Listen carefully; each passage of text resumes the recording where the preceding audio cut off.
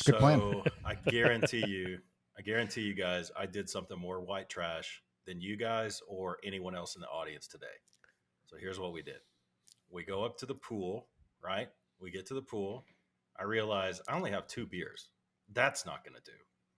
So, speaking of which, we drive our Jeep. Our Jeep is called Poor James. It's a 2-door 2003 Wrangler Rubicon. Last year they made the TJ. So we drop the top on that. We roll over to the pool. I realize I have 2 beers. So I'm like, that's not going to do. So I tell my wife I'll be back in 15 minutes. I jump in the Jeep with no top on, no shirt on myself, and I drive to the Dollar General with this hat on. And I pick up an 18-pack of Miller Lite and drive right back to the pool. Well, what would have been more white trash is if I would have gone in the Dollar General with no shirt, but I do have a little bit of couth, so I put the shirt on and I went inside. But as I'm driving back, I'm like, yeah, this is definitely the most white trash thing I've done all month so far. Did you do anything white trash Was today, it a Josh? muscle shirt? No, just t-shirt. No. You didn't do anything white trash today? Nothing. I find that shirt. hard to believe that you didn't do anything. I didn't do anything white trash today. Nothing. So I woke up. Nope, not white trash. So I woke up at 5 o'clock. Yep, that's not white trash. Kind of. Nope. Had some coffee. Checked some emails. Checked the news. Unpacked a little bit. And then, a couple of the kids got up and hung out with them a little bit. Had breakfast and then. And what'd you have for breakfast? Bowl of cereal. Cinnamon pecan special K, not white trash. No, I gotta give you that. And that's a little bougie. Yeah, it's a little bougie. A little bougie. And so I went back and laid down and took a nap at like 10 o'clock. Slept till noon. That's got glorious. up, had some leftover lasagna for lunch. And what'd I do this afternoon? But tomorrow, technically, you're unemployed, right? Yeah. Okay. Well, today. Well, yeah, but it's Sunday, so yeah. But so tomorrow will be when Josh wakes up for the day and realizes he doesn't have a job. I know. He's unemployed. You know what? And it'll actually feel kind of glorious, right? Yeah. Well, you got plans. It's not Friday. To be fair, there are plans. There are things in the works. It's not like Josh. Don't start a GoFundMe for Josh or anything. He's okay. Right. No, man. I got things to get done, so it's all good, all good in the hood. The family's not gonna starve for the week that I'm unemployed. So that's a good feeling. Yeah, no, man, it'll be all good. About you, Roger? You do some white trash things every once in a while. You know what? I didn't do anything today, man. All I did was unpack and repack because we get ready to punch out again tomorrow. So. Yep, refit and roll back out for another week, man. So good thing is we can all three get together and drop an episode before we hit the road again. So I think it's going to be a pretty busy year for all of us. Yeah, no doubt. Busy year for a lot of people, I would say. Should we start talking about Trump now or later? It's gonna be a chaotic year. Let's talk about Maui first. Right. Okay. Like we were having this conversation. Everybody knows, for those that haven't watched the news last week. So like Maui is on fire. Lahaina, like all of Lahaina is pretty much burned down. And I think from a couple of weeks ago, or maybe a week ago, they initially thought it was arsonists. And then there's a combination of, there were some hurricane winds that came through that caused the fire to spread. And the pictures I've seen of Lahaina, which is like Old Kingdom, right? Like colonial type time era. I mean, it's just leveled. It's gone. It's horrific. It's devastating. And, I know all of us, thoughts and prayers go out to those folks. But my question is, and I guess I think we've got some listeners that are firefighters. Well, we've got one. I should have asked him. He's Spence, I think he was a fire medic or something like that. But we got Chris. Chris also. He's a listener. He's a firefighter. So what I don't understand is, so you're an island. You're not a very big island. There's plenty of water. I understand the spreading, but this thing has been going on for days now. It just seems to me with all of the, and I get it, it's salt water. Maybe that's got something to do with it. But with all of the aviation support out there that you have, I don't understand why water isn't being dumped all over that place 24/7. I don't get it. Maybe I don't understand the logistics of it. Maybe it's a saltwater thing. I don't know. But to me, it's like, the fire burning the island down is probably the number one thing we want to stop. And I'm probably less worried about like salt water corroding my pipes or whatever. I don't know if any of you guys have any insight into that, but I've been thinking about it all week. Well, the way I understand it, because we talked about it on the in our little chats and whatnot, and I think you might have thrown it into the the threads there that everybody has access to, the Slack channel. Couple things I read about it, and I now understand is it spread so fast. It was a very, very fast spreading wildfire. And I don't know how many in the audience have ever seen a real wildfire up here in Northwest Texas, the Panhandle and West Texas. I've seen a couple in my day, and man, when the wind is kicking, those things go fast. And if the grass is dry and it's a good burning grass, you wouldn't believe how fast they go. So I think that was one factor, was how fast it was. I don't think anybody was prepared for that. I've heard some everybody's wanting to point the finger. Everybody's wanting to blame somebody, right? And Roger said it best. And I hope I don't steal his thunder here. He said that, man, if this would have happened in Florida, they'd crucify DeSantis, which is true, which is absolutely true. And everyone's always looking to point the finger. But, it spread so fast. People are saying, well, they should have turned on the tsunami sirens. Okay, are those only for tsunamis? Because, I mean, you got, what was the SOP, right? So I don't know if that was it. I do know that it's spreading so fast, caught so many people off guard. I do know also that there's a certain breed of grass that is not native to Hawaii that everyone has there in Maui. It makes your yard look really nice. It's green, but it's super dry. It's very flammable, and that grass apparently was a big problem. That's why it's jumped from house to house, because it was going right through that grass and the non-native shrubbery. With respect to I don't know if it's a saltwater thing or not. I guess I'd have to look into that. But you guys were in the military. I mean, I guarantee they're not outfitted to do that stuff. Those planes that you see dumping water over the fires in California and Oregon and stuff like that. Those things are there's not many of those, and it takes pilots that are specially trained to go down to the water, scoop up the water, fly back up, and it takes a plane right in front of it. They drop a little contrail where they're supposed to open, the plane behind is supposed to open its gates and whatever it is. I don't know the terminology, but I can't imagine that there are a whole lot of those planes out there. It's probably one of those last thing they thought would have happened in Hawaii. One of those black swan type incidents. I think it's a perfect storm, and it's a shame that it happened, man. But just the horror. I mean, can you imagine? It's coming at you, and you got to go into the ocean, a coral reef, and sit there on the reef for God knows how long, just waiting for some kind of response. And think about the smoke too, man. You could die there in the water with all that black smoke that was coming up. So I don't know, man. Pointing a finger, it's tough to do. You always want to see an emergency response. You always want to be prepared. Semper paratus. But Josh, you got any thoughts on that? I mean, is somebody to blame, or is this just one of those things? I don't know. From what I read on it, like you said, it spread really quick, and the initial reports are always wrong. But some of the initial reports out of here, until we get further reporting, they get a chance to do some analysis, is that the winds were above 20 miles an hour. And like you said, it started out, first notifications went out that it was just a couple of brush fires, and so people didn't pay it too much attention.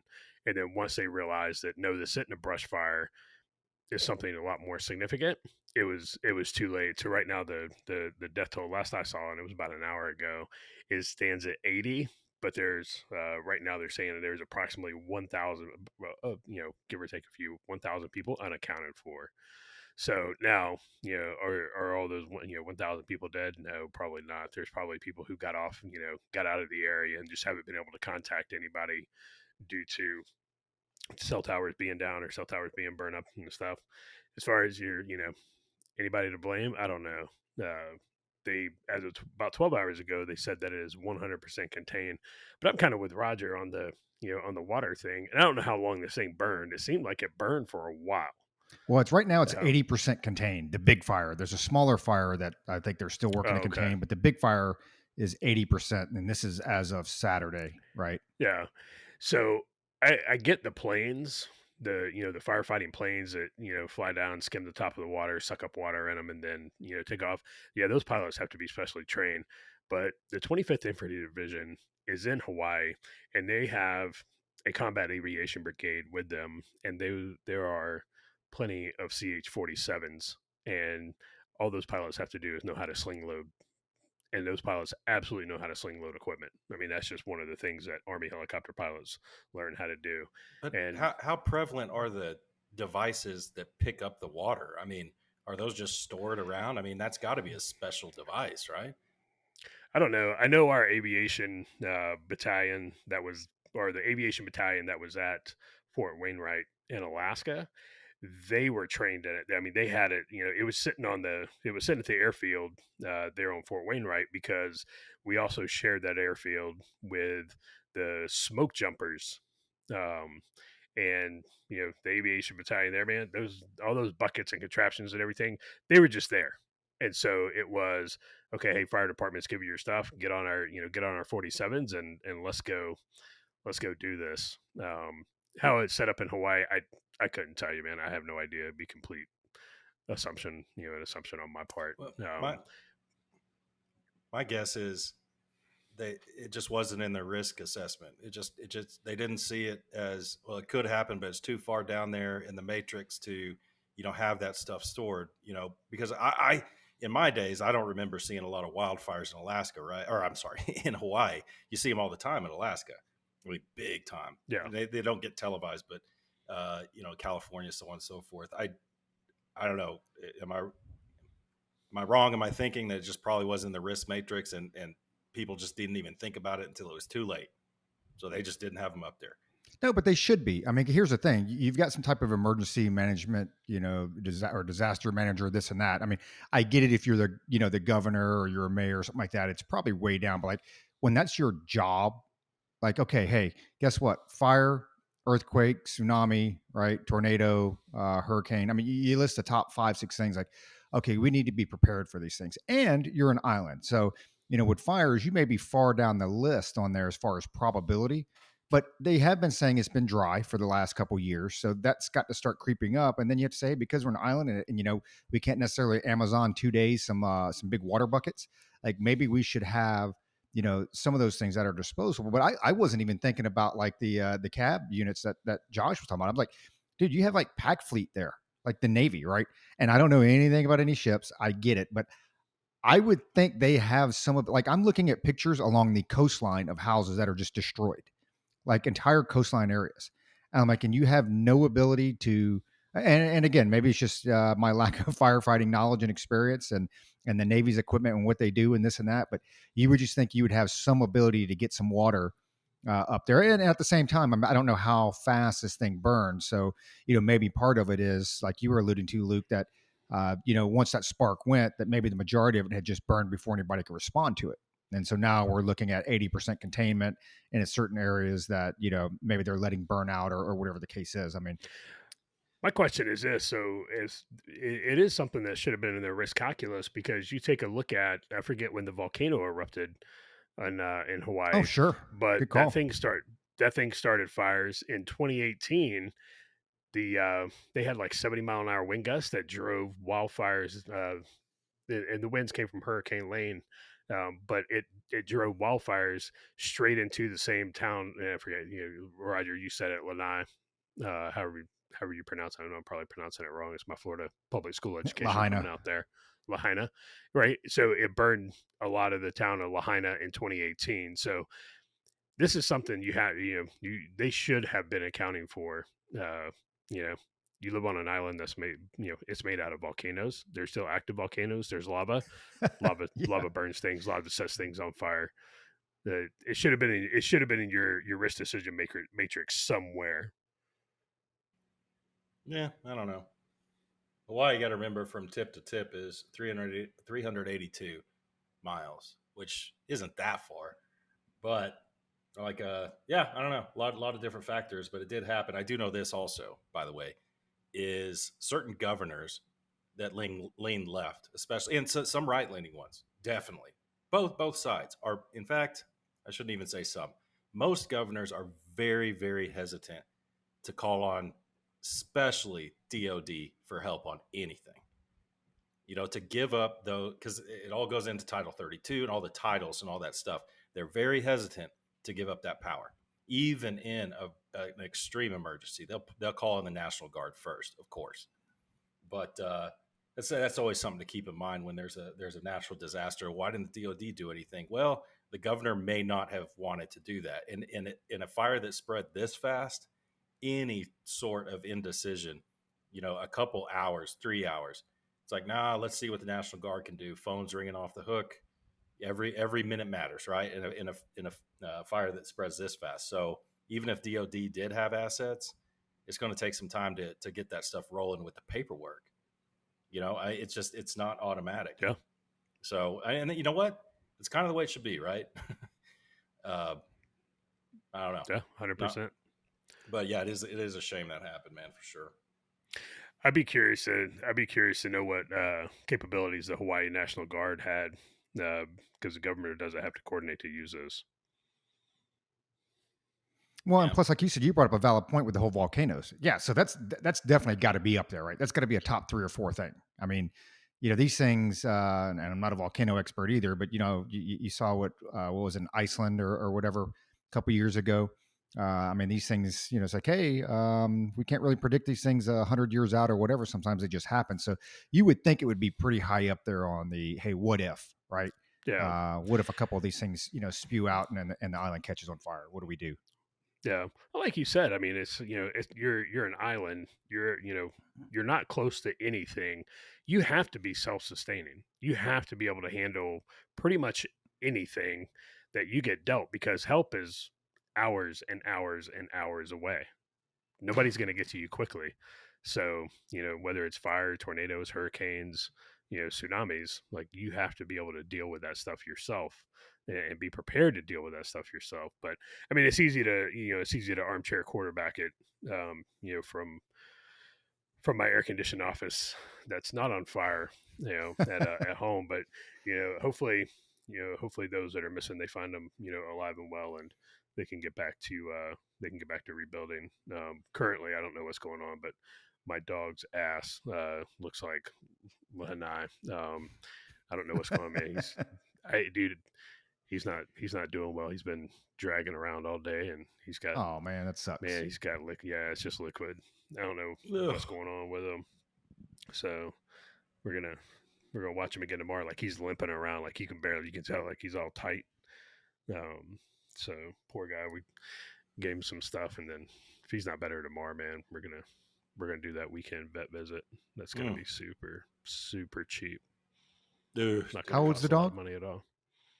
He's 6. Oh, so he's still young then.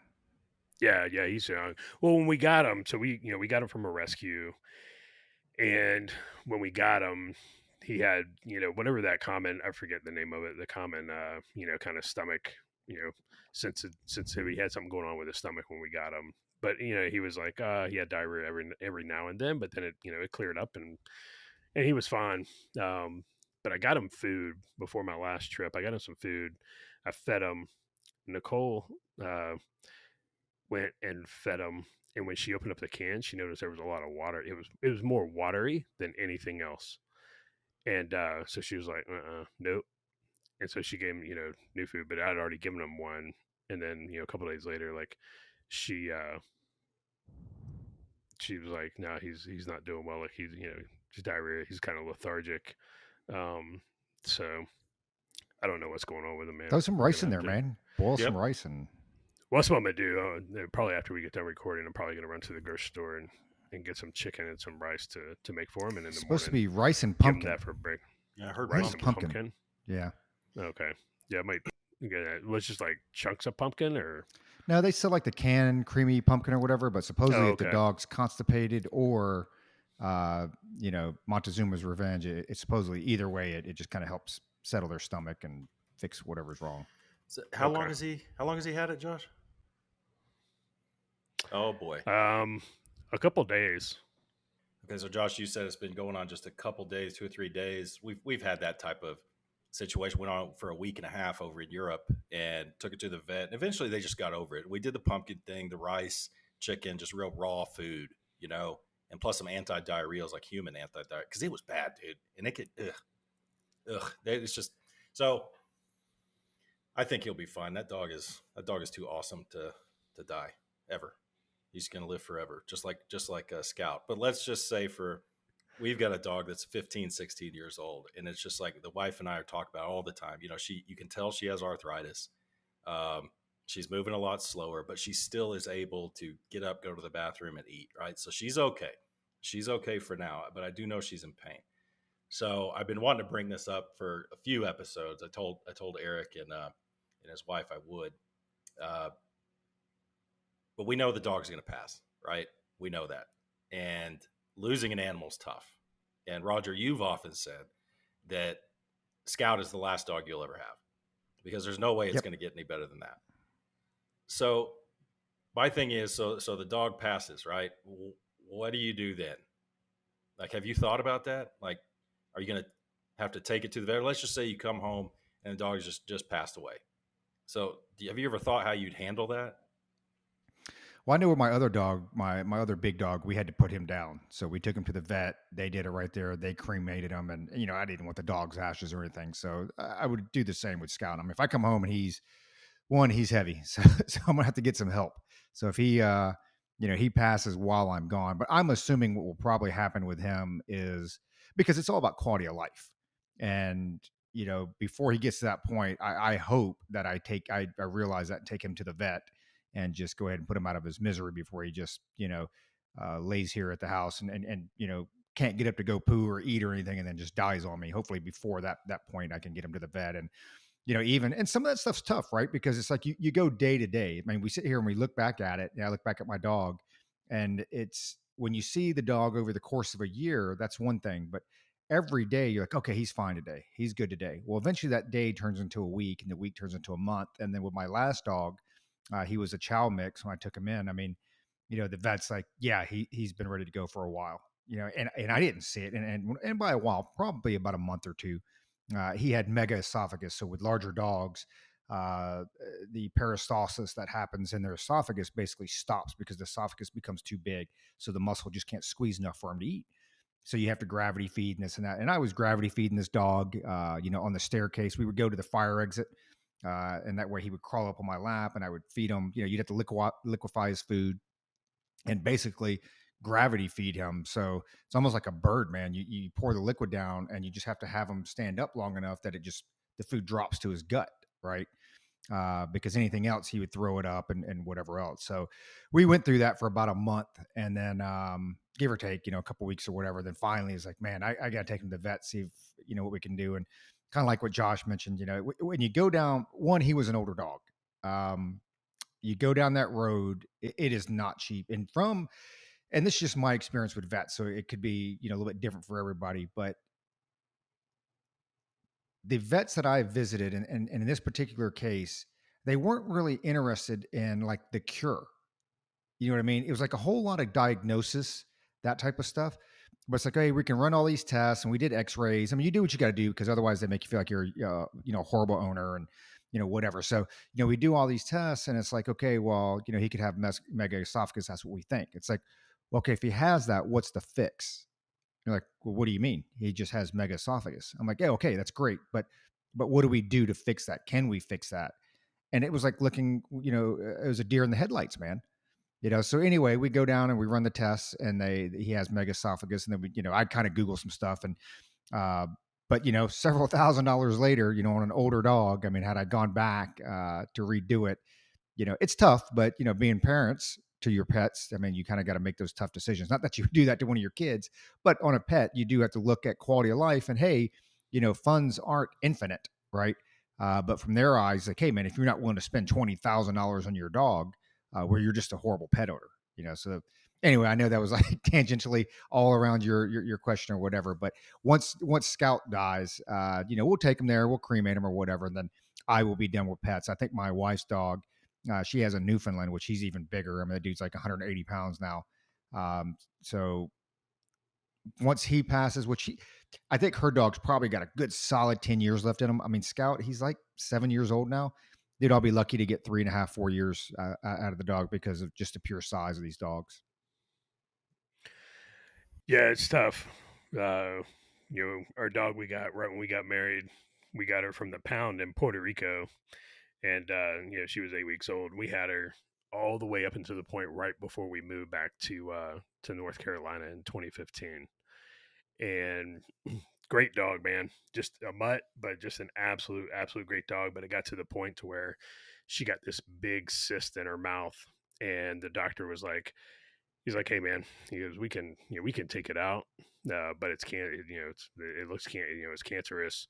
We can take it out, then that might buy her 6 more months, and then, Hmm. but she's not going to be able to eat like it's normal and stuff like that. And it was one of those kind of like you. It was like quality of life, right? And I hope my kids look at that with me, like at a certain point, like you can put me down after it's quality of life, man. I don't want to, I don't want to sit there in a chair and not know where I'm at and just poop on myself all the time. At that point, man, just dude, go hold my hold a pillow over my face until I stop struggling or something. Just put me out of my misery. You know, it's it does come down to a quality of life issue though. Yeah, And then obviously with pets, man, it comes down with money too.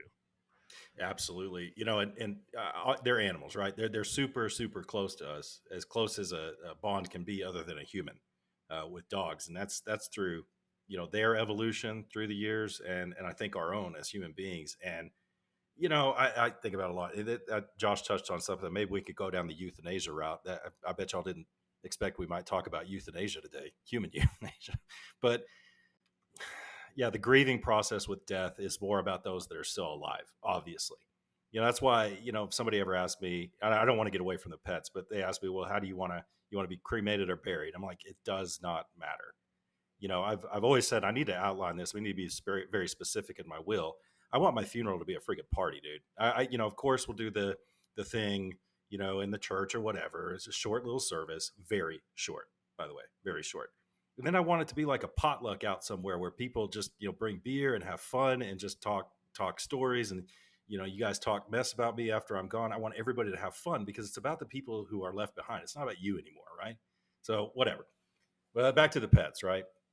So yeah, I've been thinking, like I said, a lot about it because I've never really had to deal with this. My poor daughter, we left an old Shih Tzu with her because we didn't think that Shih Tzu Dash could make the trip over to Europe, and she kind of provided that poor dog hospice care for the last year of his life. She had to deal with watching him die, and then she didn't know what to do when he died. I mean, he died on her bed in her apartment at near Texas Tech, and she didn't know what to do. So one of our listeners, Michael, she didn't know what to do. So we knew Michael was here. We were over in Europe.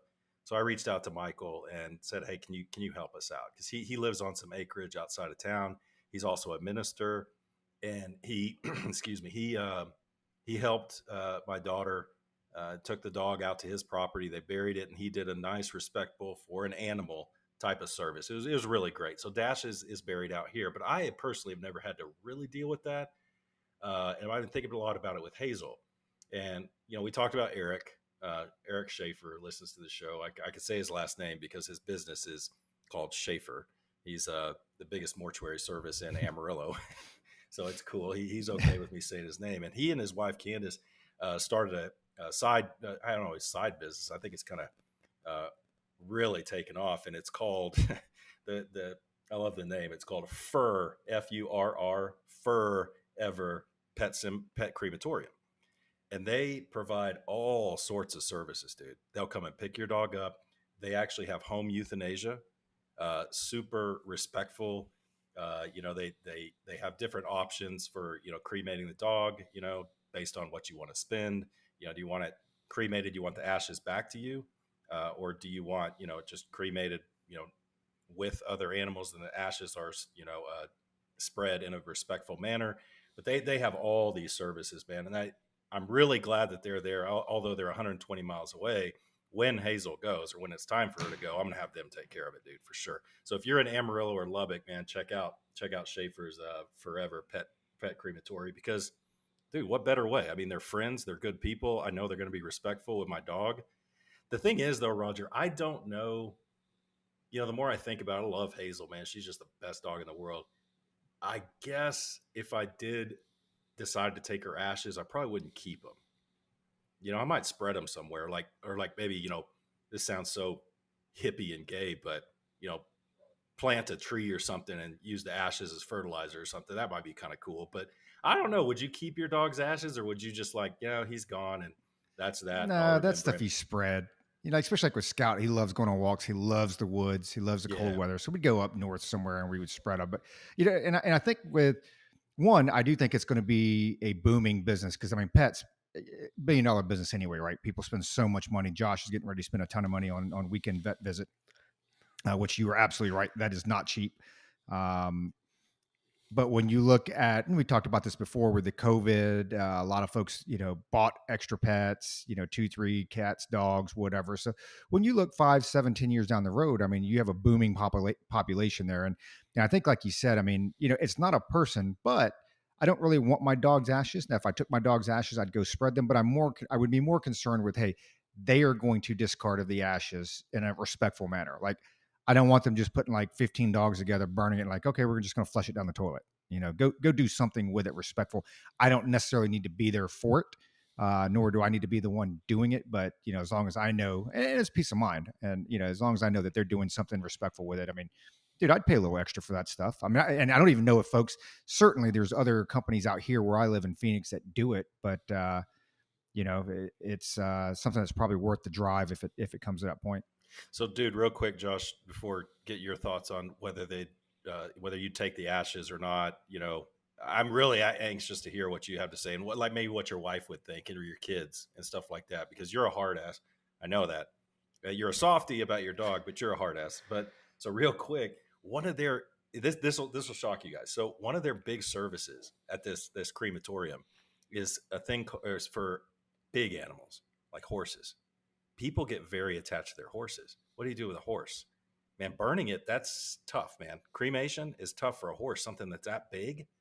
So they have this contraption, and I can't remember, it's a hydro something, but it's aquamation. They put this thing in this chamber. They put the I don't want to say carcass because that sounds so cold hearted, but for lack of a better term, they put the carcass in this thing. It fills with fluid, or water. It's like a giant whirlpool, but moving at like super high pressure, super high speeds, and it just takes everything away in a matter of a couple of hours. I mean, this thing is amazing. I was like, that exists. So my next question was, can I do that if I die? I want to get aquamated.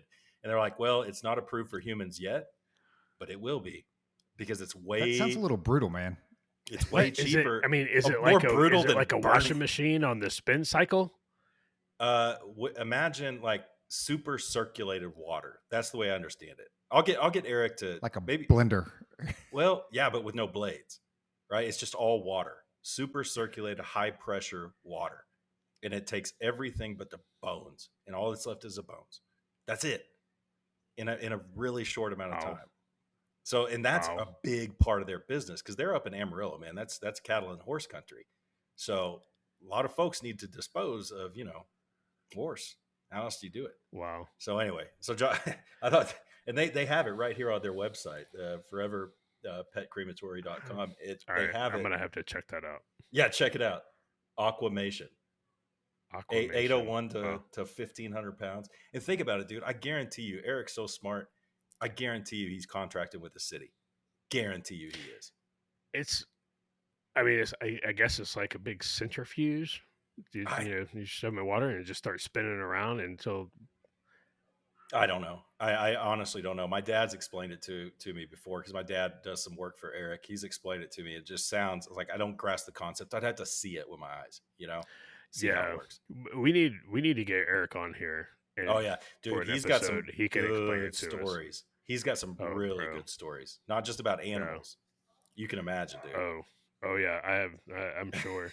When it comes to what I keep my my pets cremations. I know my brother-in-law, he had a chocolate lab named Murphy, and super close. Got him when he was 8 weeks old, and he lived to be really really old age. And for a long time before he married my sister, it was just him and his dog, and super close. And they have they got him cremated, and they have a nice little case in their house, and it's got a little urn, and it's got his collar, his collar that he always wore in it, and everything. It's got a little light, that illuminates it, and stuff. So, I I don't know. We didn't get our dog that we had to put down in Maryland. We didn't get her cremated. We buried her in the yard at our old house. And as far as keeping them, I don't know. I mean, I guess spreading them is spreading them. I don't know. I don't have a thought really either way. But when it comes to it, I tell you the hardest thing was going and taking her to have it done. Like that was tough. Like, dude, I ain't gonna lie, man. You may say I'm a hard ass, but I was an absolute blubbering mess. When I had to take her to get it done. So Josh, I was when a you took her to mess. get it done, right? Did you? Because I know there's different types of services. I watched one in Slovenia. I didn't watch it, but there was a lady that went in. I took my dogs to the vet. Lady went in with her doggy. Toe was old, and she came out of there just a mess. So Yep. I don't know if she got to see it or if she got to say her final goodbye and then they did it. So how did they do it with you? Did you do a final goodbye and then they did it, or were you there when the dog expired? No, so they give you the option, at least where our vet up there, they gave you the option. They said, you can come back, or you can just stay out here in the waiting room. I was like, no, I'm going back. And so and they have this big fluffy, I guess like a comforter that they put up on the table, and then picked her up and set her up there, and I'm crying like a 5-year-old kid with a skinned up knee, and and they give her the shot, and within a couple minutes, man, that's a wrap. I couldn't. She did not like the vet to begin with, right? She's like most dogs, and she knew exactly where she was at. And you tell pull her out of the van, like she's already like, I don't want to go in here. And the last thing I was gonna do was let them take her in the back by herself, and make her even more you know nervous, and everything there at the end. No, man, I went back with her, and I will when it comes time for Bear, whenever that time's going to be. We'll probably do that one at home if I think our vet offers a home one, and he can lay in his bed and have his big old steak and all the bacon and peanut butter he wants, and then he can go lay in his bed, and that'll be that. All this talk about euthanizing animals makes me want to buy a ticket to China and euthanize a bunch of panda bears myself as humanely as possible. Luke's yeah, I tell you what, now it's gonna be can we make it through an episode without talking about Trump, and can we make it through an episode without talking about Luke's hatred for panda bears? somebody had an idea, they passed it to me. I can't remember who it was. I give them a shout out, but dang it, who was it? They said, y'all should start a segment on every podcast where Josh talks about which animals he thinks he can take out in hand-to-hand combat. Hey man, that's a good idea. That's a good idea. Like a Wolverine. I could take a Wolverine. Dude, they're not that big. They're not that big, right? I mean, they're not that big. I mean, the law of gross tonnage is on. I mean, it's on our side to begin with, right? They don't weigh more than us. We weigh 3 times what they weigh, probably. Oh, dude, I got to reminisce about the episode. I don't think Roger wasn't on it, where we're talking about how many 7-year-olds we could beat up. Or was Roger on that one? Oh, yeah, I was on that one. Yeah, Roger was on that one. Yeah. Dude, that you talk about off the rails. It's like, how did you guys, what's the inception, right? Where's Leonardo DiCaprio for the inception of this idea? Oh God. Okay, so I'm going to, behind the curtain, Roger types in, we've gone to several episodes without a lot of politics. So Which we have. We have. Josh, I mean, Roger, not that Roger's been there for those episodes, but yes, yeah, Roger has it because he hasn't been there. But yeah, I mean, let's, if we're going to do it, man, let's just rip the Band-Aid off and do it. You said it. You typed it in there. I was going to see if we could have a streak of 10 or so without bringing up politics, but that's just not on the table. Roger is chomping at the bit. Roger's chomping at the bit. So he wants to talk about Weiss and the special prosecutor and how they shouldn't be within the federal government. And I did change I did change the contact photo, so when Roger calls me, Trump pops up on my phone. And so I was like, "Oh, it's Roger. It's Roger." Yeah, let's do it, man. You said it, Josh. So you start. You typed in, "Let's do it," Trump. So Yeah. All right, what are you I'll start. thinking, man? Roger, what do you think about the latest indictment? Way to pass the. It's. I think it's pretty clear at this point that the Democrats want him to be, and we've said this a million times. The Democrats want him to be the nominee because they feel that Sleepy Joe has a better chance at defeating Trump than he does probably a DeSantis or somebody else. And I don't necessarily disagree with that. We've said it 1,000 times on here that I don't think DeSantis can win the primary. I don't think Trump can win the general. And both of those could be wrong. I mean, what do we know, right? I mean, you look at our last predictions with the last election and it's tough. But I think when you look at specifically with Trump on this one, it comes down to a handful of states. So when you look at your Arizonas, when you look at your Pennsylvanias, when you look at your Georgias, and then you look at either Wisconsin or Michigan or something like that, you say, hey, how does he carry those states? And I'm not sure I've seen anything, and I've said it 1,000 times. I haven't seen anything that I believe sways a lot of those independent voters. Now, what I'll be curious to see, because it seems like he keeps going up and up in the polls with all the indictments. Every single indictment adds like 5 points to his poll bump. What I'm curious to see is how many of those are actual independents, because I think it's pretty clear now, even whether you like them, hate them, whatever the case is. I mean, most of the indictments seem like they're BS. Maybe the timing. Now, if there's some substance there, hey man, I'm all about nobody being above the law and this and that. But I think when you look at the timing, I mean, it's a banana republic, dude. I mean, this is like what third world, dictating countries do. You just, hey, dude, if you really don't want the guy to be elected, then come out and run a strong campaign and beat him. Barry actually has had, and I can't remember, he actually came out with something or some of his, his circles come out. Like Barry's like, you better watch him. Like he believes that Trump could actually win the election. And again, I haven't dove into the numbers enough to know that, these bumps that he's getting, are they independents? Are these folks that would not have voted for Trump? Or because I don't think any Biden voters, you're not going to sway a Biden voter. I don't think that's going to happen. I think vice versa, right? You're not going to sway a Trump voter go their way. But those independents, like when you look here in Arizona, I believe we have more independent voters than we do Republicans or Democrats. Pretty significant as far as numbers go. So you say, hey, Republicans, majority of them are going to vote one way, Democrats, majority of them are going to vote the other. But the leading group, right, the most popular group or populist group, the independents, how many of those are going to be swayed and how many would actually go to the ballot? Because I could see a lot of them sitting home. I could see a lot of independents saying, hey, I don't like either one, which a lot of polls have shown. So I'm just not going to vote. But then you start seeing these indictments and you're like, well, how many of those people get brought out, to go to the voting booth?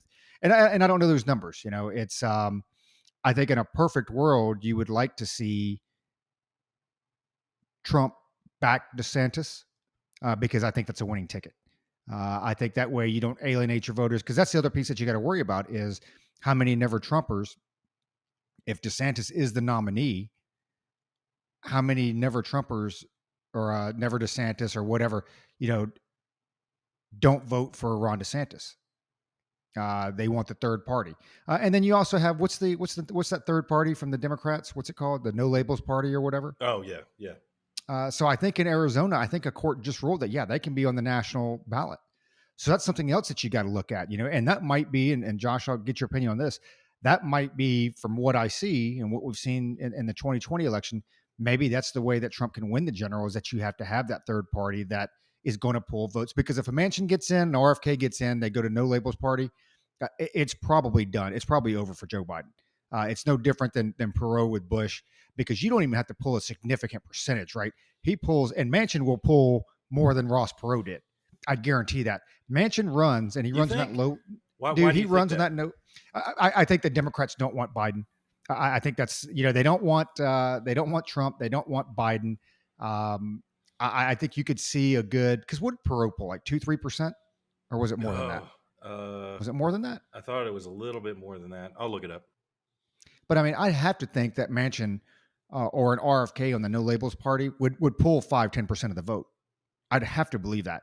Now, maybe it's a cross between the Democrats and independents, but I think they would pull a significant percentage, man. And when you look at as close as this race was, like in Arizona, where Trump lost by just over 11,000 votes, dude, you don't even need 1%. You ready for Right? this?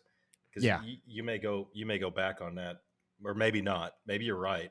But Perot received 19,743,821 votes, the most ever received by a non-major party candidate, which accounted for 18.91% of the popular vote. Wow, that's a lot. insane. I didn't realize it was that much. That's huge. It And could so then be, you though. gotta You ask could be yourself- right. You make some good points about Manchin. You could be right. I mean, he could pull. I mean, you have to think he's going to pull a lot of West Virginia Democrats. He'd probably pull a lot of the Southern Democrats. And there's a lot of independents that lean left, like traditional independents, right? That lean slightly left. I mean, dude, I could see him pulling 10% of the vote. And that would be it for Biden, dude. That would be it for Biden. You It pull would be over. 5%, and that will be it for Biden in most of these places. Yeah, great point. Yeah, but you pull 5%.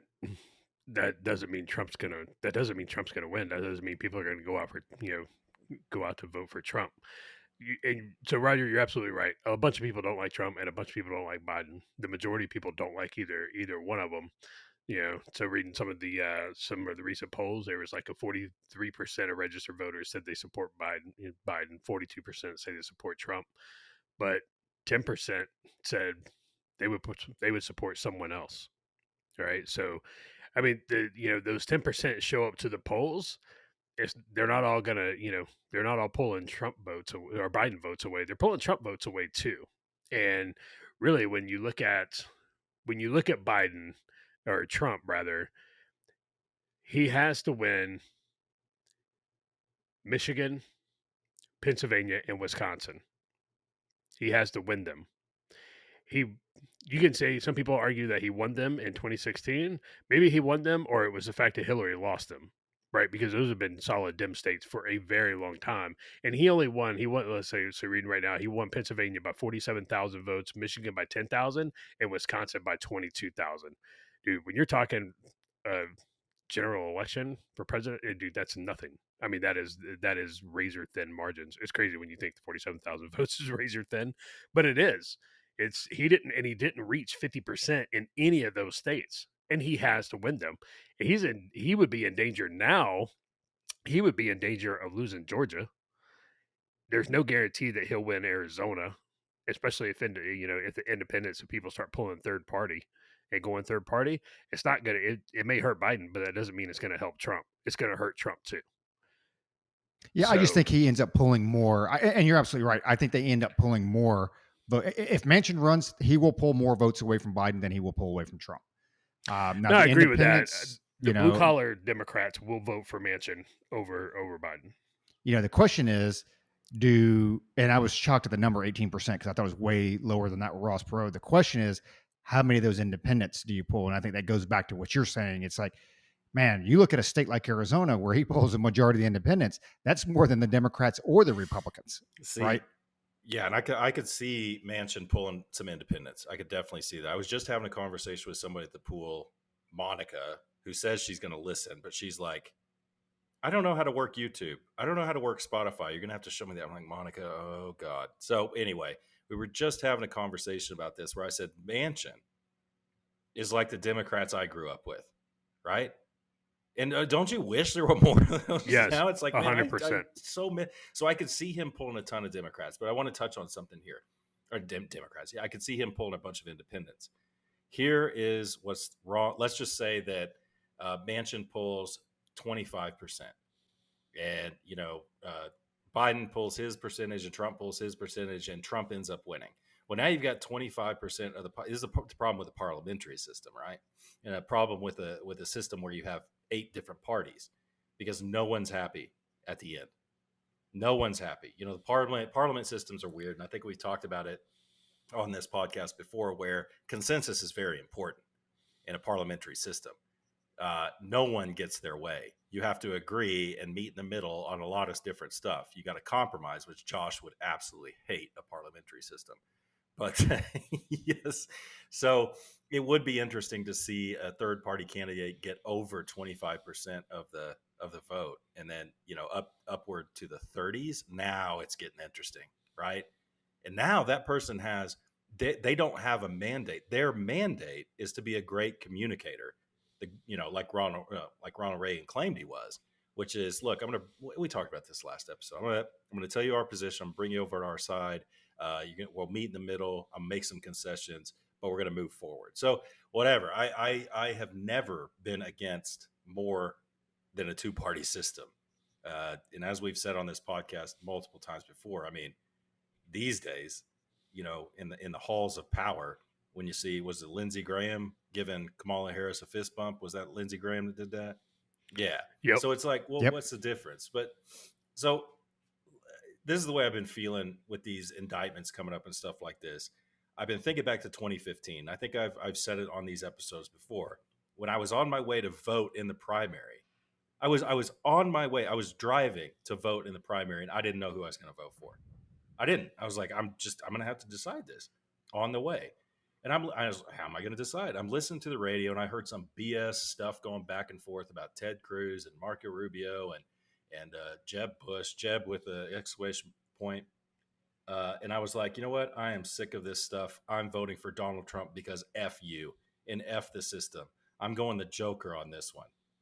Introduce a little chaos and let's see what happens.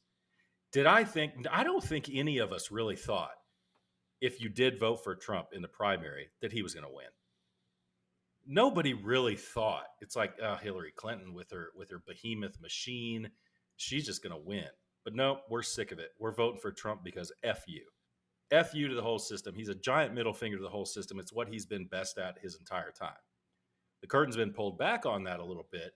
But with all these indictments coming through, and don't get me wrong, if the primary is tomorrow, I'm still voting DeSantis in the primary, although it's getting less and less likely that he's going to win, which we can talk about that later. But I'm getting to the point where it's like, you know what? Okay, fine, Trump, because F you. Because F you and F your system, I'm tired of it. Am I going to win? I don't know. But I'm sending the message that F you. I'm telling you guys, I mean, think back. I mean, it was kind of a surprise to everyone, including Trump himself, when he won in 2016. When he walked out on that stage, I'll never forget it. He walked out on that stage when Hillary finally conceded. To me, he looked shocked. He looked shocked that he was up there. He looked a little weak in the knees because I don't think he thought it was going to happen. So anyway, I guess what I'm saying is these indictments, I'm still going to go with DeSantis in the primary, but I'm damn sure not going to show up. I'm damn sure not going to not go vote if Trump gets it over DeSantis. Hell no. Trump, because let me ask you guys I'm this. a winner both ways. Let me ask you guys this, because when you talk about Trump's chances, 2016 winning this, it really comes down to 5 states. So I'm on 270 to win right now. And most of the states are laid out. Like we know California is going blue. Okay. Florida, probably thanks to DeSantis, is going to be a solid red. Texas is probably going to be a solid red. So they've got it broke down. And it comes down to with the solids, Democrats have 241, Republicans have 235. They have about 5 or 6 different combinations. So Georgia, I'm not sure Trump can win Georgia. I think DeSantis carries Georgia. Is that pretty safe? Josh, you think DeSantis carries Georgia? Yeah, I think DeSantis carries Georgia. Okay. Pennsylvania. Again, I don't know Trump can win Pennsylvania. I think it'll be tough, but I think DeSantis could carry Pennsylvania. That's probably a 50-50. Okay. Now, well, what do you guys think? What do you think, Pennsylvania, DeSantis? Okay, I'm sorry, Judge. I'm going to kick it right to you after I say this about Pennsylvania. But with DeSantis, I think it's going to be very telling. I think Iowa and New Hampshire are going to be very telling in the primaries, because I'm giving DeSantis, and this applies to Pennsylvania as well, I'm giving DeSantis all the benefit of the doubt I possibly can, seeing how poorly his campaign seems to be running public facing. I think giving him the benefit of the doubt that he's putting in a ton of work in Iowa, and he is and is going to be putting a ton of work in New Hampshire and then South Carolina. If he's working behind the scenes to blow it out like that in the primaries to set a solid pace, then I think he'll do the same thing in the lead up to the election, realizing that those states are crucial, Pennsylvania being one of them. So I think it's possible if he plays his cards right, he could take Pennsylvania, but that is going to be contingent upon me giving him the benefit of the doubt of him playing his cards right in Iowa. So Josh, you were probably next on the line there, so go ahead. No, it's all good. So you take a look at can DeSantis answer the question first? Can DeSantis win Pennsylvania?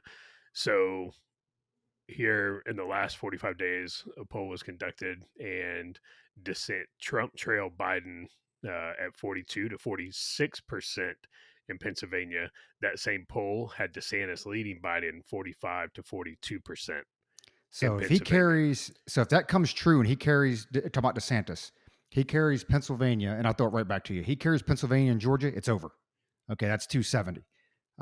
It comes down to, and maybe this is where we have to look at the general. You have to win either Pennsylvania or Wisconsin. Okay, and I say those like you have. There's obviously a whole bunch of others that you have to win, but I think like Arizona. I think DeSantis carries Arizona probably pretty easy.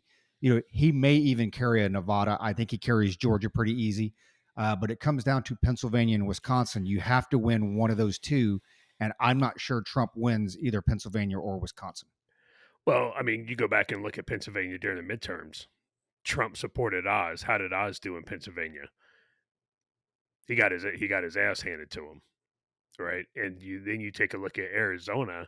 So the same poll, it has DeSantis leading Biden 48 to 42 in Arizona. That poll has Trump trailing Biden 44 to 40. I'm sorry, 44 to 55. And you take a look at Arizona. Arizona was forever. I mean, it was ruby red. It was ruby red slippers. DeSantis easily carries Arizona. Easily. Yeah, he's got to. But I mean, Arizona, Arizona elected a Democratic senator and governor for the first time in how long? When was the last time that happened? I mean, granted, John McCain, was elected and he was a Republican in name only. But we had Napolitano. I mean, we've got a history of yeah. We truly are a purple state, but you just can't. What DeSantis would not do, which Trump did do, and Kerry Lake did the same thing. You can't shit on the McCain family here. I get it.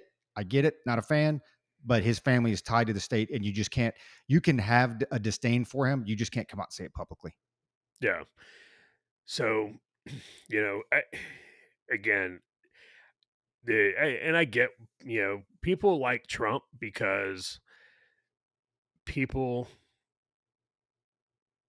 like Trump because he gets people fired up. Going to a Trump rally, listening to Trump talk, it's exciting. There's a lot of energy. People love it. It's a Trump rally. Nobody cares about Donald Trump's policies, right? Nobody cares about that.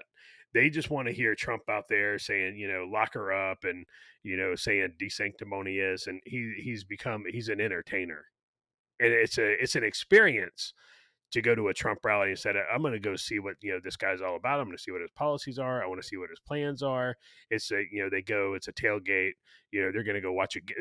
They're there to be entertained, not anything else. And that speaks to what we've talked about 100 times before, is a lot of people in the United States, they're 240 characters deep, and that's it, and that's all they care about. They don't really think about, okay, well, how does this affect me long term? What does this really mean when we say we're going to secure the border? What is that? You start looking at, you start talking to some people, and with Trump's coming out now, Trump's like, we're going to get critical race theory out of the military, and we're going to get rid of these U.S. attorneys that are pushing critical race theory. It's like, oh, you mean what DeSantis has been doing for years now in Florida? He's doing that. So you're going to do what DeSantis has done. Oh, okay. Well, why didn't you do that when you were president and you had a generally favorable Supreme Court, depending upon which side of the bed Roberts got up on that day, but you controlled the Senate and the House and the executive branch. So where was that there and then? Where was your executive orders? And I hate executive orders, I really do, because it's leading by fiat and it's giving it out to the legislative branch. But at a certain point, you have to fight fire with fire. Why didn't Trump do all this when he was president and had the power? But now he wants to, now he's like, oh, I'm going to do this. And I'm going to do that. Okay. I'm going to win.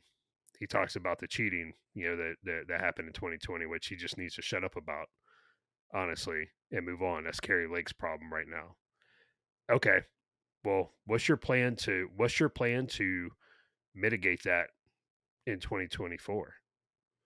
He never says, because there is no plan to mitigate that in 2024, because he has no power to mitigate that in 2024. He's not in office. He has zero ability to do that. So what is Trump's plan to mitigate, the potential cheating that may occur? He can't articulate that. He can't articulate why he didn't do, all these things that he says he's going to do now while he was in office. And that's my biggest problem, that and the fact that he can't win a general. And so it's going to be 4 more years of Biden, or it's going to be 4 more years, it's going to be 4 years of Gavin Newsom or whoever the Democrats put in there to replace Biden. Because you're right, the Democrats hate Biden. They know that he's gonna fall eventually. This Hunter thing's gonna spin out of control one way or the other. And Biden's gonna have to answer for that. So those are my thoughts. I just have one question for Luke on this pertaining to Biden and Hunter, Joe and Hunter. How many times a day do you think Joe Biden wishes that Hunter would have been the one with brain cancer and not Bo? Well, the thought has definitely crossed his mind, but I guess maybe in your deepest, darkest hours, in the recesses of your brain, stuff like that can go through. Let's be honest with ourselves. But with Joe Biden, what I'm seeing is there's so much hubris there that I don't even know. There's so much hubris and senility there in his head. I don't know if that thought has gone through his head. I don't know if he's actually tracking what's going on. Him personally, guarantee his staff is. Guarantee that's part of what's going on here. But man, we were talking about it, I said, and I used the word literally, and I hate that I even use that word, because I hate it when people say literally. When Josh and Roger and I were going back and forth, I was like, I literally can't believe they appointed Weiss as the special prosecutor. That's not true. I can believe it. Literally was the wrong word, but I literally cannot believe how much hubris they have. And it goes back to, was it Josh or Roger? One of you guys just said, I think it was Josh, 240 characters, right? They're counting on that. They're counting on the majority of Americans forgetting about all of this within 48 hours. It's not a big deal. Why? He's a special prosecutor. What's the big deal? What's the big deal? We don't get it. Well, the American public is like, we don't get it. What's the big deal? Okay, special prosecutor. That's good, right? That's good. No, it's not good. It's who it is. We've forgotten that this is the same guy who consciously allowed the statute of limitations to expire on all of these crimes that Hunter Biden did, that no one argues that he did. He's the same guy who came with that sweetheart deal with, thank God for that judge. Thank God for that judge who looked at that sweetheart plea deal, which basically immunized Hunter Biden, not just from that, but for anything that he's basically ever done in the past. That judge looked at that. She's like, yeah, I don't have the authority to do this. Asking the prosecutors, have you ever seen anything like this in your entire career? And then saying, no, we haven't. She's like, okay, well, then denied. This is the same guy who set up that plea deal. And everybody's talking, oh, the 2-tier system of justice. Well, that's exactly what it is. The mainstream media, Roger, is trying to say, oh, 2-tier system of justice, that's just a right-wing talking point.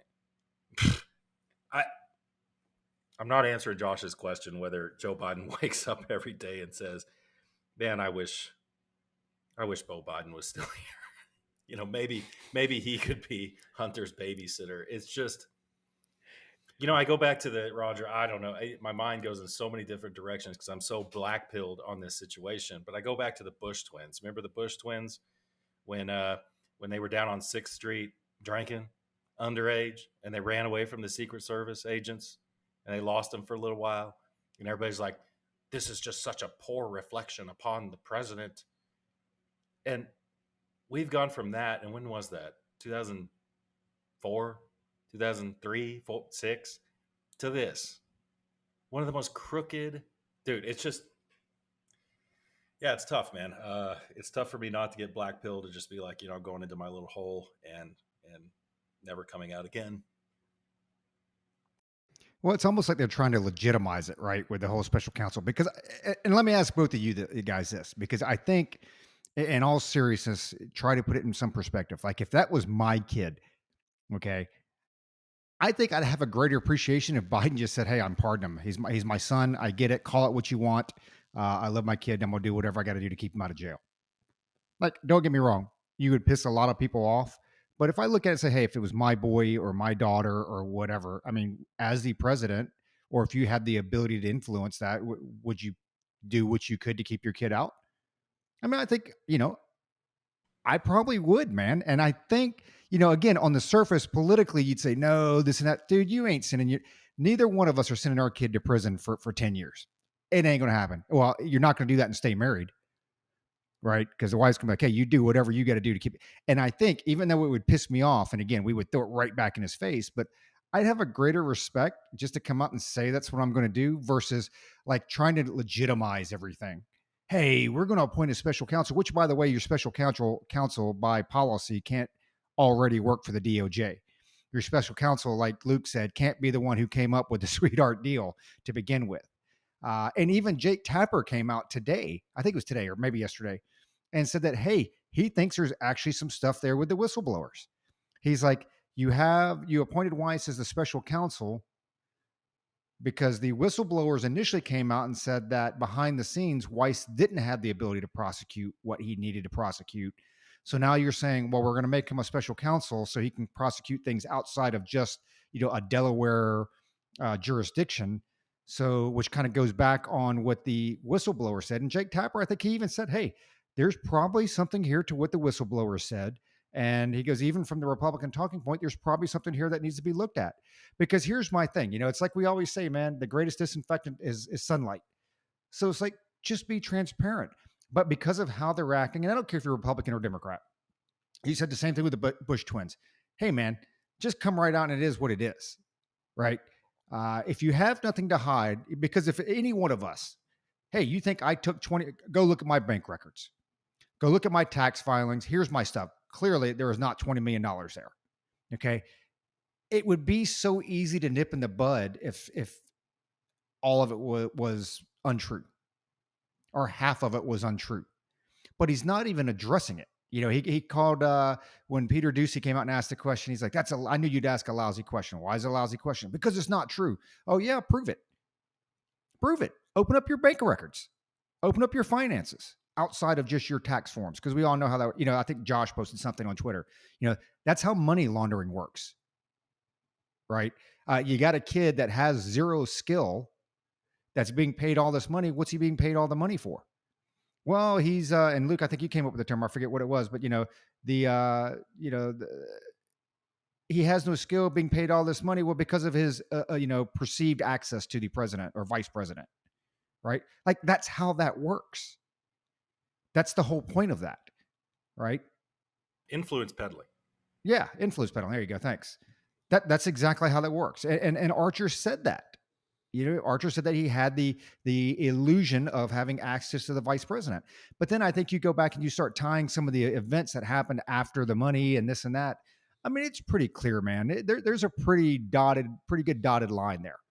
But I'll throw it over to Josh. I mean, two things. One, would you pardon your kid in a similar situation? And two, what would your reaction be if Biden was to come out and just say, hey, you know what? Yeah, he effed up and I'm pardoning him because, it's my family and I'm doing everything I can to keep him out of prison. Would I pardon my kid? Yeah, I'd pardon my kid. Um, Luke's shaking his head now. Luke's like, sorry, hey, you're Luke's kid. You're going to jail. You're going to jail. You're going to federal penitentiary. You're going to the Supermax in Colorado. Yep. Yeah, I would probably pardon my kid. I mean, it wouldn't be easy, but at the end of the day, I'm not letting my kid go to the Fed pen for a couple decades. Uh, you know, And then it's anyway, over, right? It's over within 2 or 3 weeks. I mean, the news cycle blows it and it's done. yeah, it's at that point it's a done deal. But and it, you're right. I think a lot of it is is Joe Biden's hubris. Um, because when they came out and defended him, they're like, well, the payments were to Hunter, so that clears Joe Biden of any wrongdoing. And you're like, you guys don't know how this works. Like, you don't know how money laundering works at all. Um, I would love to see, again, follow the money. I would love to see all that stuff released. The House has it when they did the investigation. They're still doing the investigation. The House has a lot of that stuff. They'll release it, but it's going to be redacted, and it's going to be, oh well, we can't do this and we can't share that. But it's all of it's pretty ridiculous. It took a while for it to come out, but we knew it when the laptop dropped. There's a lot of folks who kept saying that it was disinformation. The letter that the 50 intelligence official signs, former DNI. I mean, you're talking former DNIs, former Dernses. Everybody signing this thing saying that it's Russian, disinformation, and even man, I can't remember his name. I see his face on Twitter. He has a very punchable face. I think his first name's Hayden. Mark. Hey, yeah. Oh yeah, Mike Hayden. Dude, I love to hate that dude. Dude, Ooh, that I guy. spew so much venom on that dude on Twitter every chance I get. I'm hoping he blocks me. And he deserves every ounce of ire that he receives. He is one of the worst human beings on earth, and pretty sure that dude's a closet communist, 100%. So these people came out and signed that letter, and some of them are still doubling down on it. Some are just like, no, it's still Russian disinformation, even to this day. And it's like, okay, you you're either being paid to say that, or you're incredibly stupid and actually believe that. Like, one or two, because there's no in between there. We all know now the Hunter Biden laptop was not Russian disinformation.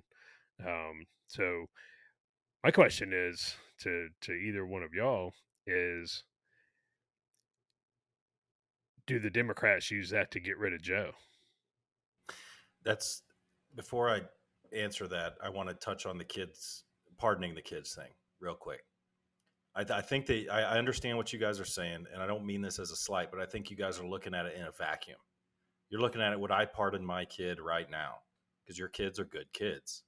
Hunter Biden is not a good kid, and that is a direct reflection upon Joe Biden. He has enabled that behavior. He has allowed it. And oh, by the way, you know who else allowed it? Barack Obama, because all this stuff was going on while Barack Obama was president. A lot of it was 100%. Yeah. 100%. So you can't tell me that somebody on the staff didn't be like, hey, Mr. President, you really need to have a talk with your vice president because this kid is effing things up, and it's going to it could present a very difficult situation for our presidency. You know why that wasn't addressed? Because nobody at the time thought that there was the slightest percentage that Joe was going to become president. Well, That's yeah, why. that and Obama was so popular, and he was such a golden boy that he could have sloughed that off easy for sure. Yes, but it's still should have. It's like propriety. You cannot do this. Some things cannot be done, and this is one of those things. So again, back to the kids. Joe Biden enabled this behavior. He's partially to blame. So it's like when I think, would I pardon my kids? I think, what if my kid had done everything Hunter Biden did right under my nose? And, because they'd have to thumb their nose in my face to do it, because I wouldn't allow it. You're going to trade on my name? No, you cannot do that. If they kept doing it and they finally got caught, hell no, I'm not going to pardon you. You need to learn your lesson. You're still my kid, but I'm an irresponsible parent if I just let you get away with it. So that's how I look at it. I don't look at it as, of course, if my kid did messed up and and got rolled up or whatever. And on the president of the United States, I have that power. They messed up just once. Of course, I'm going to definitely try to hook them up, do everything I possibly can. But a pattern of behavior like that, no, you're not dead to me, but you need to learn your lesson, right? That's kind of how I look at it. I think you guys are the same way. But as far as, because you're good fathers, so, and Joe Biden is not. So as far as the Democrats using it against them, I definitely think, Josh, that's an ace in the hole. I think that's an ace in the hole. I think if he falls down or he does something really stupid, or the poll numbers start looking really bad, I don't know what the filing date is, Roger, and we've talked about this, and I heard it said just the other day what the filing date is to actually challenge Joe Biden. But guarantee all this stuff is an ace in the hole, Josh, until it's the point of no return, right? I definitely think they could use it against him, and I definitely think in the war room and the DNC, they're like, you know what? Here we go. Here's another ace. Put this right up my sleeve. I think Roger is looking up the dates right now, but I was gonna kick it to him. Yeah. No, it very. Sorry, go ahead, Josh. No, I was just gonna say on the pardon the kid thing, if I enabled that behavior, right? If I encouraged and enabled that behavior, and then my kid gets caught in the cookie jar because I told him to go and and get cookies out of the cookie jar and try not to get caught, and they get caught, yeah, of course I'm going to pardon them. And even then, if I was a good dad, which I like to think I'm a good dad, I would definitely help my kid out of a tight situation if I had the power. So it's good to be my but kid. Not if they were kid. constantly screwing up, and not if they were constantly screwing up and not listening to you and just doing their own thing. And it's like, no, you do the crime, you serve the time, because it's part of being a human being. I mean, you can love your kid and everything, but right? I mean, if they're constantly screwing up. No, I agree with that. I completely agree with that. What are you gonna say? So, I'm just kind of going on a little bit with a little bit off track, but going back to the path to victory. So I was looking up the No Labels Party. So right now, and the Democrats are fighting this for obvious reasons. So right now they're on the ballot in Arizona, which I think if they stay on the ballot in Arizona, that's going to be a Republican pickup. Colorado, could be close enough to be a pickup in Colorado. Oregon's going to stay blue, but you're looking at one, potentially two right there with the No Labels Party, and who knows what Joe Manchin does with that. But I do think, as we talk about it, and we haven't really gone down this path before because the No Labels Party they didn't really have a whole lot of momentum, but dude, they get on 5, 6, 7 of the right states ballots, barring some major wheeling and dealing. Dude, that's a Republican win. Should be a Republican win, right? So I guess it just makes you wonder. It's like, okay, and I want to switch focus a little bit going on to the DeSantis thing. I want to throw it to Josh because there has, and you've brought, you've texted a couple of shakeups that the DeSantis camp has had, and my personal opinion with DeSantis, and you guys hit it on the head. With Trump, it's easy, right? The rallies are easy. You get fired up, F the system, F the man. It's emotional. It's what a populist candidate does, and it's very easy to get on that wave. And when you look at DeSantis, and this is my personal opinion, town halls, man, he's fantastic. One-on-one interviews, I think he's fantastic. The rallies, which bring a lot of money and show a lot of excitement and maybe some indication of grassroots movements, that's where I see him struggle. And I haven't seen a lot of his rallies. Okay, I've probably seen a handful of 4, 5, 6 or whatever. So Josh, you've mentioned, he's had some shakeups as far as his, administration goes and as far as his candidacy goes and who's running his campaign. But what does DeSantis have to do? And can he fire up the base at rallies or does he even need to? Does he need to fire up the base at rallies? Is there another path that's going to give him the bump in the polls? I mean, what does he need to do to start stealing some of the poll numbers away and some of the support from Donald Trump? I think a lot of it's like you said. He does really well in town halls, and he does really well in one-on-ones. He needs to go for the small. He needs to go for the small format. He cannot get in front of a crowd of a few thousand and get them fired up. Right? He can't walk out with them playing CCR and get them fired up and yell "lock her up," because it was. Here's the thing, man. easy for Trump to create that in 2016 because a lot of it had to do with Donald Trump's an entertainer. He understands how to entertain, but he was also campaigning against probably the most unlikable political candidate in history. I'm just, Yep. I mean, the most unlikable person they could have picked. He probably couldn't have done that against Barack Obama. He probably could not have done that, against Bill Clinton. He was campaigning against the most unlikable person in history. And so when we talk about, Donald Trump winning, it's like, okay, well, now looking at it, did Donald Trump really win? Or did Hillary Clinton just lose? Was it Hillary? Would he have won against? But would Donald Trump have beat Bill Clinton? I I don't know. I don't know that he would have. Would Donald Trump have beaten Barack Obama? I I don't think so. Right. So DeSantis is trying to, DeSantis is campaigning against Trump. Trump can get big crowds fired up, but again, there's no substance there. And so I think what DeSantis needs to do is stick to those small formats that he's very good at. The town halls, generally people that go to the town halls are the voters that truly want to hear, okay, what's your policies? What are your ideas? They're not going to a big venue where they're tailgating, drinking beer, and then they're going to go in and, listen to Trump, talk for however long and sound bites because that's what he's doing. He's not talking policy. There's no meat to Trump's rallies, none whatsoever. It's, he's always dogging on the other candidates. He's always dogging on, Biden. Right. He's not talking policy and he's not talking substance. So I think DeSantis needs to learn how to connect with the younger, again, we talked about the younger crowd. I'm talking about like the 35 and below. He's got to win them over. And I think the way that he wins them over is he comes out with some policies, and Trump had it. Trump had, what was that? The platinum plan that, he was going to talk to Ice Cube about or whatever. And, so he's got to come out with some policies like that, with something like that to try and connect with the younger voters. He needs younger voters to get excited. And right now, DeSantis, he's not coming across as that.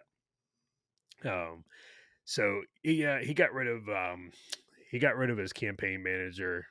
I forget Which at least shows he's not tone deaf, right? I mean, if anything, it shows he's not tone deaf, and he's made the change fairly quickly versus waiting 4 or 5 more months. Yeah, it was generic pick, and then he put this guy, and it was it's actually his chief of staff, his gubernatorial chief of staff, that he's, he put in her place. And there, he brought in a couple of Republican strategists with a lot of experience in Iowa, in New Hampshire as his deputy campaign manager. And then he's got the super PAC Never Back Down. So for people, I don't, people don't count DeSantis out yet. I mean, don't underestimate the. I really don't want to say this, so I'm not going to say it. DeSantis cannot underestimate the fervor that Donald Trump brings his base and his supporters to get them excited and fired up. They're excited and fired up to listen to him speak, but you ask them, what Donald Trump's policies are, and they don't know. They can't articulate it. They can't articulate anything. If you go and talk to DeSantis about his policy for the border and illegal immigration, you know what it is because it was displayed for, the time he's been governor in Florida, and he's talking about it on the campaign trail. But it's not exciting, and people don't want to hear that.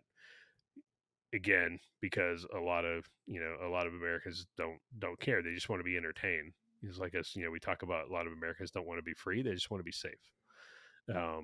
So DeSantis he's got to stick to the small formats. That's what's working for him. And especially when he gets out into places like Iowa, New Hampshire, just stick to what he's good at. But he's got to get the younger folks fired up. He's got to breathe some life into it. The Trump train will roll over him, and then the Trump train will go off the cliff in the general, and then everybody will just say, well, Trump wasn't a bad candidate. It was the system that, took out Donald Trump, when in reality, let's face it, Trump's a really shitty candidate. He is. And that's going to upset some listeners, and I really don't care. Trump is a shitty candidate. And if you want 4 more years of Biden, then by all means, go vote for Trump in the primary.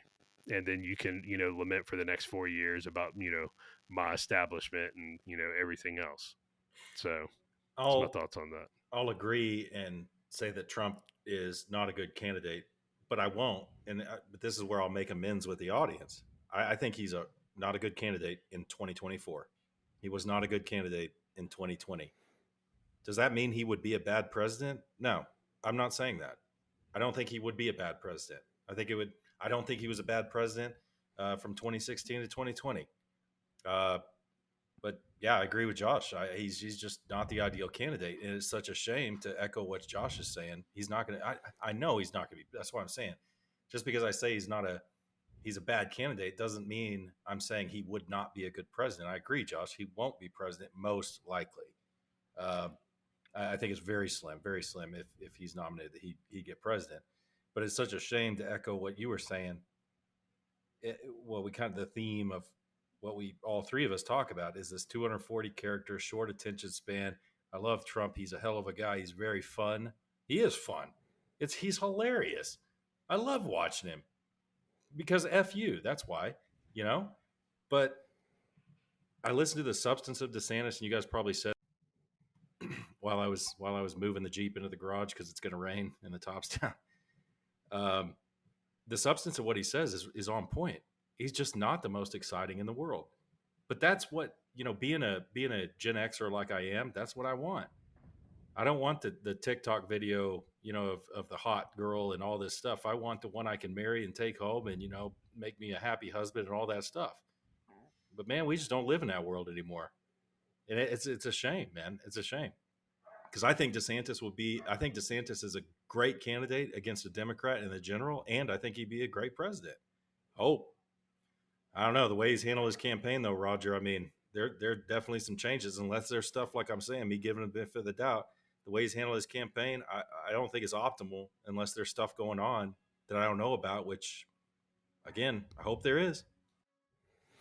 So, a couple of things I want to touch on what Josh was mentioning, and I think a lot of his points are right. The one thing I would say is this: Trump still has, in the primary, has the advantage of an incumbent, meaning that he doesn't have to talk about substance because people know what they paid for gas when he was president. People know what inflation rates were when he was president. People know what mortgage rates were like when he was president. People know what the market was like when he was president. So a lot of that stuff gets baked into where he doesn't have to talk about it. People remember those times. You see it in memes all the time. You see it all over Facebook. You see it all over Twitter. So that gets baked in for him. So he does have the advantage of an incumbent. To close up my thoughts on this thing is what I would like to see DeSantis do, because I do think this is a major play for him and a major deciding factor for a lot of us. Break it down like we broke it down with the states that you have to win.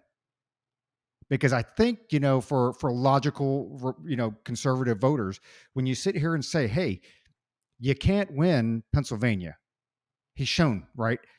You can't win.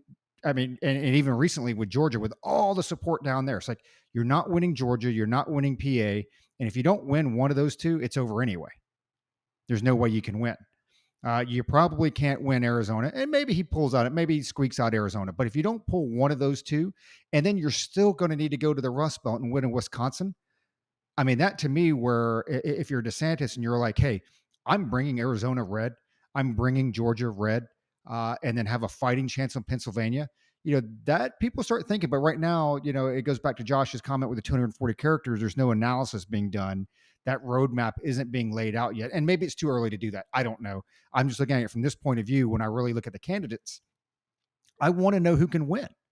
And so I do think DeSantis needs to lay that out on that smaller scale. Here is my path to 270, because like we said, it comes down to 5, 6, 7 states, period. I don't care what California does. I don't care what New York, we already know how they're going to vote. That's why they don't spend any money there, right? As far as conservatives go. But, to say, hey, man, how is Donald Trump going to do this? Now, I caveat this, and this will be interesting, and I'll do it to Josh for his final thoughts on this thing. The No Labels Party, as I read more and more into this, that is very, very interesting because you say he can't win. If the No Labels Party gets into enough of these states, oh, he can win, and he probably will win. No Labels Party gets on the ballot in Georgia. No Labels Party is on the ballot in Arizona. They're on the ballot in Colorado. And you pick 3 or 4 of those other swing states that he gets on the ballot or the No Labels Party. If everything, now again, if, right?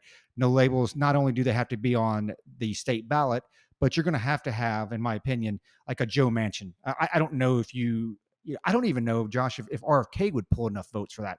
I think you have to have a Joe Manchin as your candidate on the No Labels Party to make that kind of move, right? To move that needle. So, at the end of the day, a lot of this stuff still has to be parsed out. Does the party, do they make it on enough ballots? And then who is their candidate? Joe Manchin, yeah, he probably delivers a Republican win, but Manchin's not dumb either, right? I mean, he's shown that he sided with Biden. He's caved into a couple of things. Oh, I got duped. Dude, you didn't get duped. You know what went on. He's been in politics long enough. So, I don't even know if he ends up being the No Labels Party candidate because, I mean, the guy is, he's a diehard Democrat. I mean, he's had his opportunities to change over, especially when he got screwed. He still sticks, with the Democratic caucus. He still votes that way 99% of the time. So, I mean, do you see, let's take like an RFK. Do you think that moves the needle enough, or do you think it has to be a Joe Manchin on this thing? And do you agree with the general election? I think that strategy for DeSantis, hey man, that thought process there, I think makes a lot of voters like really start to question which way they vote in the primary. So I don't know enough about the No Labels Party to give an educated opinion on this. I don't think that RFK is a stronger candidate than Joe Manchin on whether they're running No Labels or running the Democrat Party. Joe Manchin is generally, I mean, he's pretty popular. He did hold his ground on a couple of things that were popular with the right. So, and we even talked it on here. It's like, I mean, if it came down, it was like, hey, man, you don't get to pick a Republican. You either get Joe Biden or you get Joe Manchin. Then, hey, man, I'll pick Manchin every day of the week and twice on Sunday. But the No Labels Party, even if it's Joe Manchin, again, I go back to depending upon the state. That doesn't mean a Republican win. That doesn't guarantee a Republican win because the same amount of independents that on the left or the moderates rather on the left that are going to go vote for Joe Manchin, probably the same amount of moderates on the right are going to go vote for Joe Manchin over Donald Trump. It's not going to be the No Labels Party is only going to pull those those undecided voters from the left. They're going to pull them from the right too. So yeah, but you're probably looking at like a 70-30 split. If it's a Manchin, dude, you're looking at a 7-30 split. But the states that matter. Even the states that matter. You go in and take a look at, how they voted in 2016, 2020, 2022, the 2022 midterms and stuff. I don't think it's a guarantee that it's going to, mean the right wins in that state if the No Labels Party, is on the ballot because they're going to pull. I think we underestimate the hatred for Donald Trump that a lot of independents and women have. I think I don't think we understand the full scope of that. There are people who hate Donald Trump and are either not going to show up to the polls to vote for him. And a lot of these people showed up in 2016. Again, maybe not because it was Donald Trump. It was because they were voting against Hillary Clinton. Those people. Same boat, right? Same boat. It's same boat. People hated her. It's the same boat, but guess what? Hillary Clinton is not in this election, so it's going to be what? I'm either not going to the polls or I'm voting for the other guy because I hate Donald Trump. I'm telling you, you guys don't. I say you guys. I mean, there's a lot of people underestimate the hatred that's out there for Donald Trump. I have a couple of family members that are very, very dyed-in-the-wool Republicans. And at this point, they just want Donald Trump to go away. They're tired of listening to him. They're tired of hearing it. It's the same thing, since 2020, and they just want him to go away. How do those family members feel about the Supreme Court picks? They love the Supreme Court picks. and they like Donald Trump's presidency, but the Donald Trump in 2016 is not the Donald Trump now. Yeah, 100%. Yeah, So I agree with you. I don't think I'm underestimating it at all. That's why I think that's why I agree. He's not a great candidate, for 2024. yeah, no, I enjoyed But his presidency. when he's on the ticket, those people got to show up, because it's more than just about, well, I don't like his hair, I don't like how crass he is, I don't like how brass he is. It's just like, bro, there's it's a bigger picture. But dude, I think we agree on that. I'm not trying to pick any bones or anything, but I want to touch on a couple of things, because I think Roger wants to wrap it up, because he's saying that our AV guy is short on time, Sucks. may not. So apparently, looking at some of the headlines, folks in Maui are, and all over Hawaii actually, are getting a little restless about who's to blame for this. Yeah, so I've been reading. There's been a couple of riots, but we don't even know what a riot is anymore. But there's a lot of people looking to point the finger, and people are getting pretty upset in Maui. And let's not forget, before I give this last one and I throw it to Roger to close us out, I give a couple of shout outs there. Darren, thanks for listening. I always forget folks, man. And Rodney, talked to him at the pool today. Appreciate it. Hopefully Monica's going to listen. I called Michael out earlier. Michael had some really great input for our last episode, not input, but feedback, not necessarily for the masses, but appreciate any sort of feedback. I've given up on trying to get you guys to go on social media and give us that feedback, but we do appreciate you listening. We won't shame you into doing that anymore, or I won't, at least. But everyone else, I always forget somebody: Kurt and Russell and Diego, all the folks. The last thing, Roger. So Obama's gay sex fantasies are starting to come to light. I'm sure you've seen that, where he said to his girlfriend, and at the time he was writing his girlfriend love letters, and it never occurred to me to try to get it. I would do back in the day in college, definitely in high school. Well, not so much high school, because I didn't get lucky that much in high school. In college, I would have done or said just about anything to have my way with a woman. But one of those things I would not say is, quote, I make love to men daily in the imagination. Yeah, I don't think there would ever be a moment in time in my life where writing that or saying that to a woman would increase my chances of getting her in the sack. But apparently that's what Obama said to his girlfriend in love letters back in the day. So the rumors about Obama being gay and it being Michael Obama, not Michelle Obama. I mean, it's just, there's a lot of weird stuff going on in that guy's head, but not that there's anything wrong with that, as Seinfeld said. Maybe if your girlfriend has a penis, that's what you would play. You'd have to say that to get into his or her sack or whatever the case is. Hey, it is what it is. But Obama, bro, not a good look in the Culper's Canteen Cup up in here. So appreciate y'all this. I'm gonna kick it to Roger to close us out. Yeah, I do want to bring up one thing, because one of our listeners, Joe, brought up that I guess Home Depot doesn't do military discounts on lumber. So, I'm not really a big boycott fan. I just say, hey, spend your money where you want to spend your money, to support certain causes or whatever. But I don't understand the whole, not giving military discounts on the lumber piece. And even with the military discount, I mean, a lot of times it just offsets your state tax, which today's day and age, I will take, whatever I can get. But be kind of curious to see their reasoning behind that. I mean, I guess, is there so much lumber being bought that it's that much of a hit to their bottom line? So somebody knows, definitely, fill us in.